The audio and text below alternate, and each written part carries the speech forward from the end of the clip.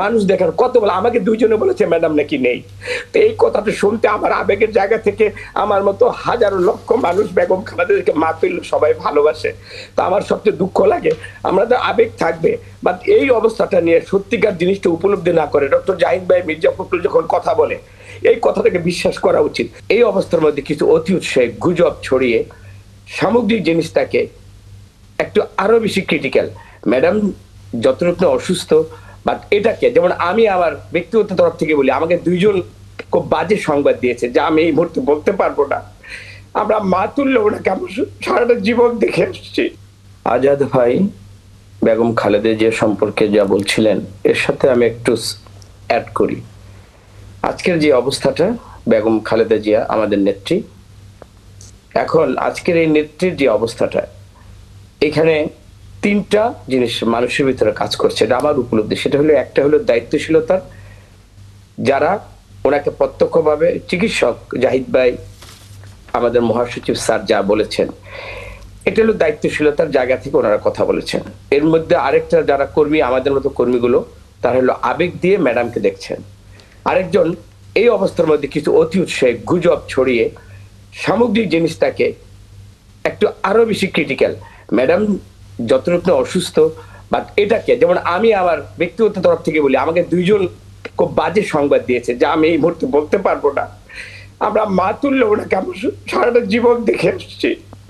তো আমার নেত্রীকে সবাই তো আমরা পৃথিবী থেকে চলে যাব, কিন্তু বাস্তব অবস্থাটা নিয়ে কেউ কিন্তু আমরা কোনো কথা বলছি না। সত্যিকার অর্থে আমি গতকাল, আমি ওই সময় যখন ম্যাডামকে ফার্স্ট কেমো দিতে যাই, আমি তখন এভার কেয়ার হসপিটালে ওই 4th ফ্লোরে আমিও ছিলাম।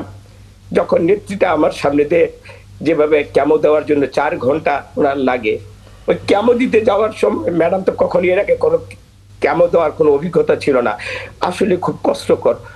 তখনই শুনেছি যে 4 ঘন্টা ওনাকে কেমো দিতে হবে, এবং তারপর ওনাকে কিন্তু সিসিউতে নিয়ে গেছে, আইসিইউতে না। কিন্তু দেখেন, মানুষ আইসিইউটা খুবই ক্রিটিক্যাল, একবার ক্রিটিক্যাল পেশেন্টের জন্য কিন্তু ওই জায়গাটা মানুষ দেখার কত বলে, আমাকে দুইজনে বলেছে ম্যাডাম নাকি নেই। তো এই কথাটা শুনতে আমার আবেগের জায়গা থেকে আমার মতো হাজারো লক্ষ মানুষ বেগম খালেদাকে মা তুল্য সবাই ভালোবাসে। তো আমার সবচেয়ে দুঃখ লাগে, আমরা তো আবেগ থাকবে, বাট এই অবস্থাটা নিয়ে সত্যিকার জিনিসটা উপলব্ধি না করে ডক্টর জাহিদ ভাই, মির্জা ফখরুল যখন কথা বলে এই কথাটাকে বিশ্বাস করা উচিত। এরপরে যতগুলো গুজবের ডালপালা বা ম্যাডামের ক্রিটিক্যাল অবস্থাটা নিয়ে যারা কথা বলে, আমি সম্পূর্ণ আবেগতাড়িত হয়ে আমি বলছি এটা ঠিক না। আমরা ম্যাডামের জন্য দোয়া করতে থাকি। দেখেন, আজকে আমি আমার বাবা মার কবর জিয়ারত করতে এসে আমি শুধু বাসায় এসেছি, বাড়িতে এসেছি, আমার বাবা মাকে স্মরণ করে আমি আমার ম্যাডামের জন্য দোয়া করতেছি। আমার এইটাই হলো সম্বল। আমি কি করতে পারবো? আমি চিকিৎসা করতে পারবো না, আমি চিকিৎসক নই। আমরা মনে করি ম্যাডামের জন্য যেটা ডিসাইড হয়েছে, ম্যাডাম একটু স্টেবল হলে, ওনার পরিবার আছে, সর্বোপরি আমাদের দলের নীতি নির্ধারকরা এবং সর্বোপরি পরিবার ওনার ব্যাপারে ডিসিশন নিচ্ছে। এবং আমরা জানি জনাব তারেক রহমানের ওয়াইফ নিজে, উনি এইটার যে একটা বোর্ড, ওই বোর্ডের সাথে উনি মানে অঙ্গাঙ্গিভাবে উনি জড়িত। সার্বক্ষণিক দেশি বিদেশি চিকিৎসার ওনাকে মনিটরিং করে সর্বোচ্চ আমাদের চিকিৎসকের যে বেস্ট এফোর্টটা দেওয়া দরকার সেটা দিয়ে যাচ্ছে এই বাংলাদেশে। এবং আমি যতটুকু জানি, যখন উনি লন্ডনে গেলেন, ওইখানকার ডাক্তাররা কিন্তু বলেছে যে বাংলাদেশে তোমাদের মতো জায়গায় ওনার যে চিকিৎসাটা হওয়া দরকার, এই চিকিৎসা বাংলাদেশে হয়, এটি আমাদের বিশ্বাসে ছিল না।